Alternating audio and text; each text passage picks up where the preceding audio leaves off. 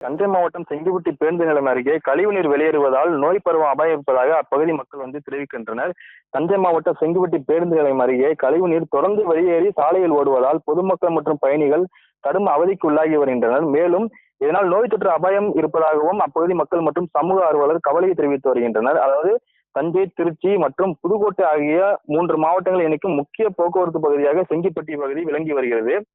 இந்த நிலையில் செங்கிப்பட்டி பேருந்து நிலையத்திலிருந்து தினமும் ஆயிரக்கணக்கானோர் பள்ளி, கல்லூரி மற்றும் பணியிடங்களுக்கு பேருந்துகள் மூலம் பயணம் செய்து வருகின்றனர்.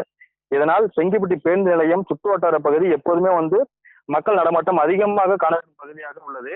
இந்த நிலையில் பேருந்து நிலையம் அருகே உள்ள கழிவுநீர் குழாய் சேதமடைந்து கடந்த 3 மாதத்துக்கு மேலாக கழிவுநீர் வெளியேறி வருவதாக கூறப்படுகிறது. இந்த கழிவுநீர் சாலையில் ஓடுவதால் துர்நாற்றம் வீசுவதுடன் அப்பகுதியில் சுகாதார சீர்கேடு ஏற்பட்டு வருகிறது. குறிப்பாக பேருந்துக்காக காத்திருக்கும் பயணிகள் மற்றும் வியாபாரிகள், அப்பகுதி மக்கள் பெரும் சிரமத்தை சந்தித்து வருகின்றனர். மேலும் இந்த கழிவுநீர் தேங்கி நிற்பதால் கொசு உற்பத்தி அதிகரித்து டெங்கு உள்ளிட்ட தொற்று நோய்கள் பரவும் அபாயம் இருப்பதாக சமூக ஆர்வலர்கள் எச்சரித்து வருகின்றனர்.